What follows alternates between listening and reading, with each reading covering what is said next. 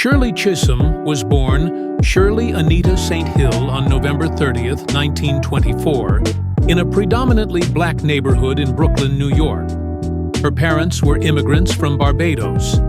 She spent part of her childhood in Barbados with her grandmother and returned to the United States with her mother when she was 14 years old. Chisholm graduated from Brooklyn College in 1946 and began her career as a teacher. She went on to earn a master's degree in elementary education from Columbia University. From 1953 to 1959, Chisholm served as director of the Hamilton-Madison Child Care Center. From 1959 to 1964, she worked as an educational consultant for New York City's Bureau of Child Welfare. In 1968, Chisholm made history when she became the United States' first African-American congresswoman, beginning the first of 7 terms in the House of Representatives. After being seated, she was initially assigned to the House Forestry Committee, an obscure panel with no scheduled hearings or legislative work.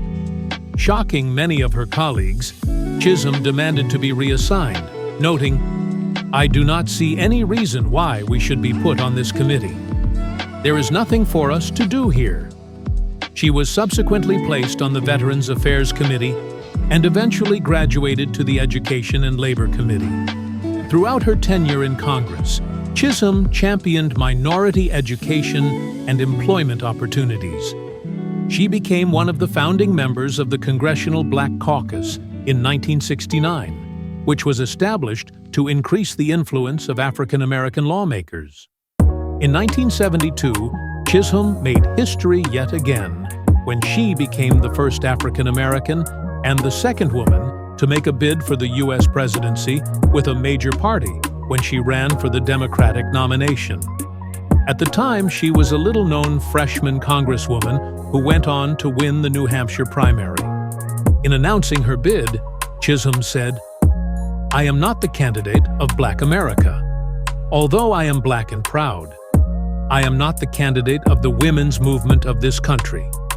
Although I am a woman, and I am equally proud of that, I am the candidate of the people, and my presence before you now symbolizes a new era in American political history." Although she ran a spirited campaign, Chisholm was unable to consolidate the support of influential black leaders such as Jesse Jackson and Coretta Scott King, giving way for South Dakota Senator George McGovern to claim the Democratic nomination. Chisholm authored 2 books during her lifetime, Unbought and Unbossed, 1970, which became her presidential campaign slogan, and The Good Fight, 1973. After leaving Congress in 1983, she taught at Mount Holyoke College and was popular on the lecture circuit.